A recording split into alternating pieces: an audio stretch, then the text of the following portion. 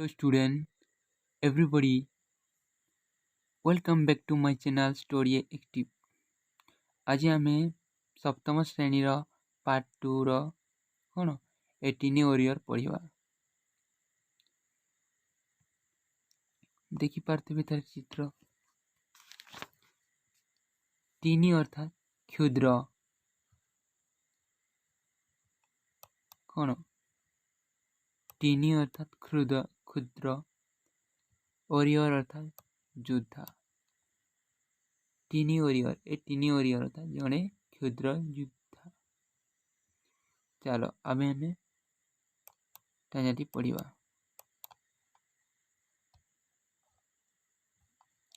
In the main lesson, their father learned a lesson from his son. The son taught the father that the poor people are in fact rich. In this follow-up lesson, you will read about a small girl of class B, fifth lesson, leading moment against Bazaar notebook. Let's read and see how cheap Bazaar notebook do more harm than good.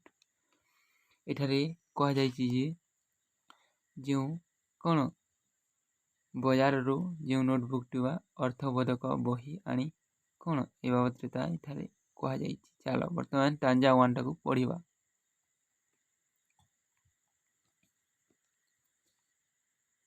First आमे meaning ती जानि नबा।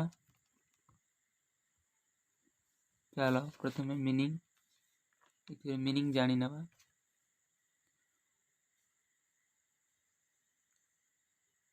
Evening माने संध्या रे। Sister अर्थात भौणी। Studding माने पढुछि। Room माने कोठरी। क्लास माने श्रेणी।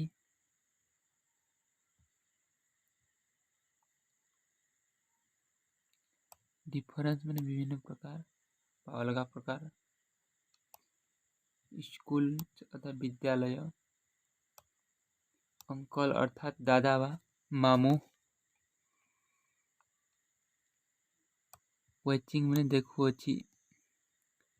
लिटिल माने छोट। डिस्टेंस अर्थात दूर। रिटायर्ड अर्थात अवसर प्राप्त। टीचर अर्थात शिक्षक। विजिट तो देखिबा। वीकेंड माने सप्ताह शेष।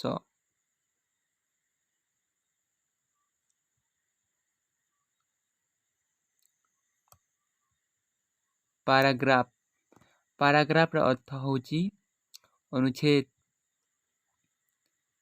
टेक्स्ट बुक जेपरि कि एमबीडी मार्केट रे मिलतवा कोन से एमबीडी अर्थबोधक बही। मीनिंग माने अर्थ।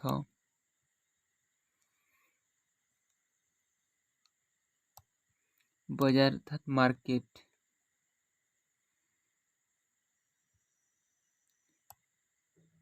डिस्टर्ब अर्थात विचलित हेबा। चिल्ड्रेन अर्थात शिशु माने।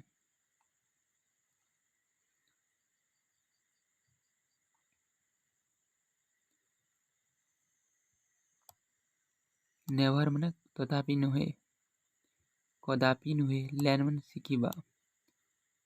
थॉट माने भाविबा।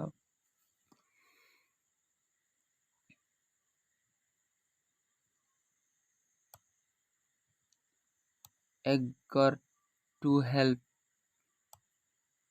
अर्थात साहाय्य पाई आग्रह प्रकाश करिबा। ऑन माने निजे।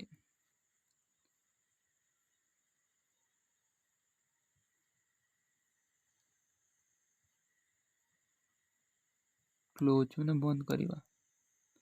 आस्क माने पचारिला।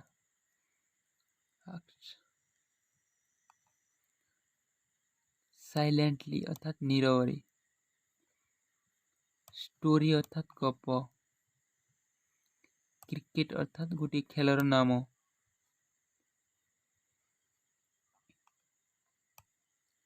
शेप अर्थात आकार। साइज कहले प्रकार वा लंब जार कि तार साइज।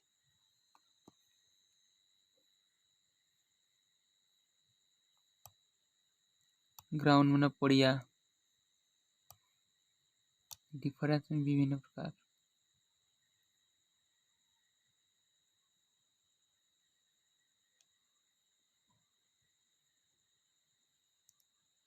ऑस्ट्रेलिया ने महादेशर नाम।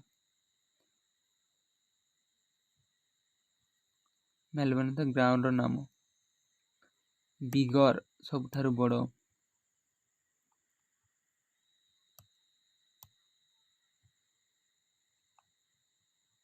फिरोज शाह कलतला अर्थात जो कौन से ग्राउंड नाम। सिमिलारली अर्थात समानतः।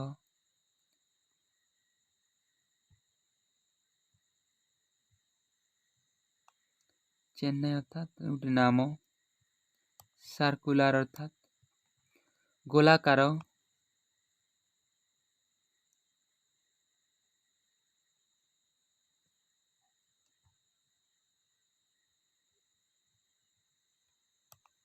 ओभाल अर्थ अंडाकृति। चलो आम बर्तमान मीनिंग टी जानी नेले।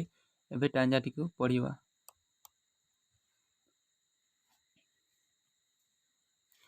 One evening, Mitu and Situ, two sisters, were studying in their room.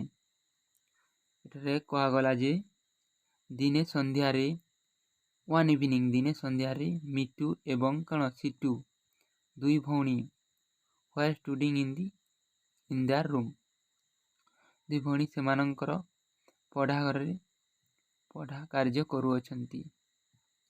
Mitu study in class କେତେ ସପ୍ତମ ମାନେ VII 7 class and Situ in class କେତେ 5।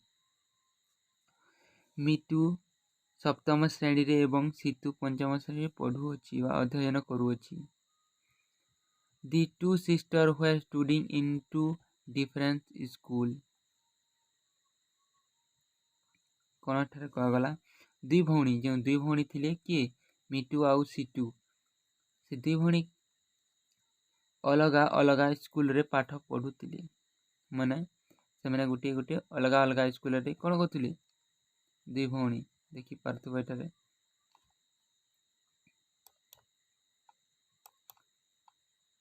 ଚିତ୍ରରେ ମଧ୍ୟ ଅଛି ଦୁଇ ଭଉଣୀ କ'ଣ କରୁଥିଲେ ଅଲଗା ଅଲଗାରେ ସ୍କୁଲରେ ପାଠ ପଢ଼ୁଥିଲେ। ଅର୍ଥାତ୍ ସେମାନଙ୍କର ମାମୁଁ mister Giri was watching them from a little distance. କ'ଣ ଶ୍ରୀଯୁକ୍ତ ଗିରି ତାଙ୍କ ମାମୁଁ କିଏ ଗିରି ସେମାନଙ୍କୁ ଅଳ୍ପ କିଛି ଦୂରରୁ ଦେଖୁଥିଲେ। ତାଙ୍କ ମାମୁଁ କ'ଣ କରୁଥିଲେ ସେମାନେ ପଢ଼ୁଥିବା ସମୟରେ ସେ ଅଳ୍ପ କିଛି ଦୂରରେ ରହି କ'ଣ ତାକୁ ଦେଖୁଥିଲେ ବା ଅବଜର୍ଭେସନ୍ କରୁଥିଲେ। He was a retired teacher. ସେ ଜଣେ ଅବସରପ୍ରାପ୍ତ କ'ଣ ଶିକ୍ଷକ ଥିଲେ। ସେ ଯେହେତୁ ଗୋଟିଏ ଟିଚର ଥିଲେ ସେଥିପାଇଁ ସେ କ'ଣ କରୁଥିଲେ ତାଙ୍କର ସେଇ ମିଟୁ ଆଉ ସିଟୁକୁ ସେ ଦୂରରୁ ଦେଖୁଥିଲେ। He had come to visit them on a weekend. ସେ ଗୋଟିଏ ସପ୍ତାହରେ ଶେଷ ଦିନରେ ତାକୁ ଦେଖିବାକୁ ଆସୁଥିଲେ। ଯେତେବେଳେ କ'ଣ ସପ୍ତାହ ପୁରିଗଲା ସମୟରେ ଲାଷ୍ଟ ଦିନେ ସେ କ'ଣ କରୁଥିଲେ ଦେଖିବା ପାଇଁ ତାକୁ ଆସୁଥିଲେ। Mr. Giri saw Mitu reading one paragraph from her English textbook, then reading the meaning of this paragraph in Odia from a Bazaar notebook. କ'ଣ ଗିରି ବାବୁ ଦେଖୁଥିଲେ ମିତୁ ତା ଇଂରାଜୀ ପାଠ୍ୟପୁସ୍ତକର ଏକ ଅନୁଚ୍ଛେଦ ପଢ଼ୁଥିଲା ଏବଂ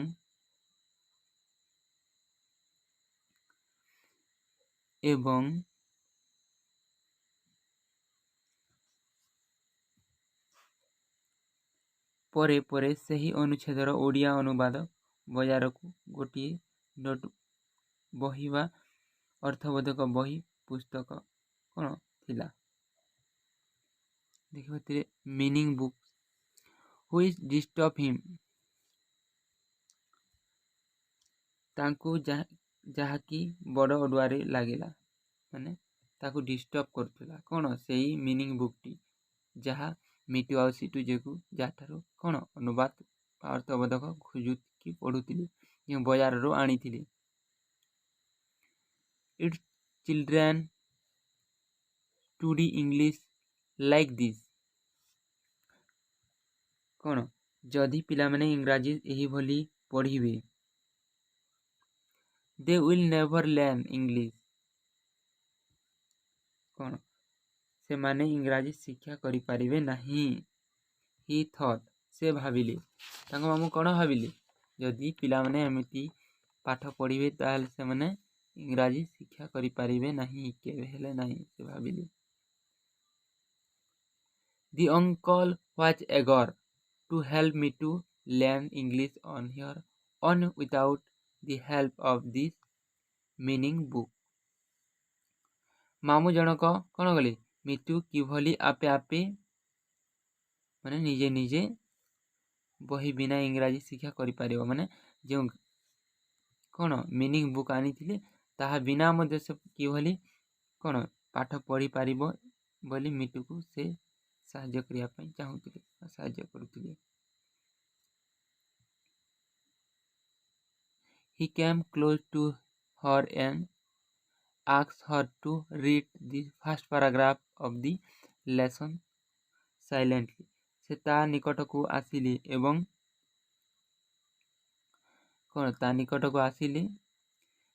ବିଷୟଟିର ପ୍ରଥମ ଅନୁଚ୍ଛେଦକୁ ନୀରବ ପାଠ କରିବାକୁ କହିଲେ।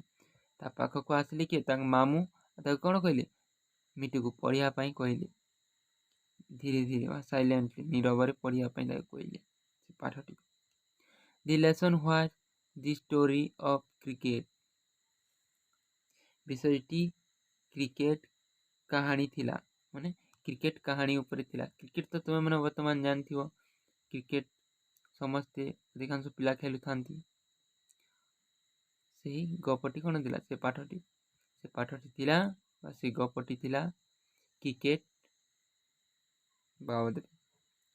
ଦି ଫାର୍ଷ୍ଟ ପାରାଗ୍ରାଫ ୱାଜ୍, ପ୍ରଥମ ଅନୁଚ୍ଛେଦରେ ଥିଲା, the shape and the size of a cricket ground are not fixed. Cricket ପଡ଼ିଆକୁ ଗୁଡ଼ିକର ଆକାର ପ୍ରକାର ସବୁବେଳେ ସ୍ଥିର ନୁହେଁ, ମାନେ ନଟ୍ ଫିକ୍ସ, ମାନେ ସ୍ଥିର ହୋଇନଥାଏ। ଯେଉଁ କ୍ରିକେଟର ଯେଉଁ ପଡ଼ିଆ ଦେଖିଥିବ ବୋଧେ, ଗାଁ ଏବଂ ସହରମାନଙ୍କରେ କ୍ରିକେଟ ପଡ଼ିଆ ମଧ୍ୟ ଥାଏ, ସ୍କୁଲ। ଦେୟାର ଡିଫରେନ୍ସ, ସେଗୁଡ଼ିକ ବିଭିନ୍ନ ପ୍ରକାର। The cricket ground of Melbourne in Australia is bigger than that for Feroz Shah Kotla in New Delhi.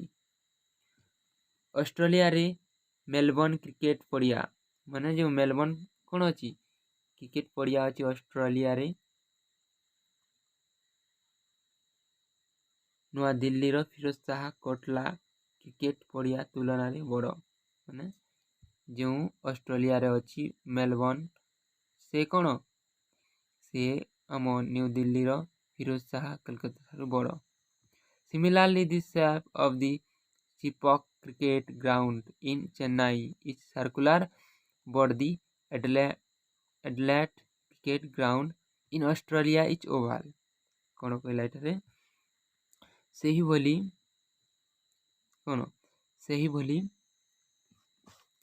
ଚେନ୍ନାଇର ଚେପକ୍ କ୍ରିକେଟ ପଡ଼ିଆର ଆକାର ଗୋଲାକାର, ମାନେ ସେ ଚେନ୍ନାଇରେ ଯେଉଁ ଅଛି କ'ଣ, ଯେଉଁ କ୍ରିକେଟ ପଡ଼ିଆ ତାହାର କ'ଣ ଗୋଲାକାର, ମାନେ ସାର୍କୁଲାର, କିନ୍ତୁ ବଟ୍ ଦି ଏଡିଏନ୍ସ କ୍ରିକେଟର ground in Australia is oval, किंतु ऑस्ट्रेलिया आड्रिलेट क्रिकेट पड़िया अंडाकृति माने गोल अंडा परी कौन गोल ऑस्ट्रेलिया जेन ग्राउंडटा अच्छी एडिलेट बर्तमान आम टांजा 1 आम पढ़ी सारीचु।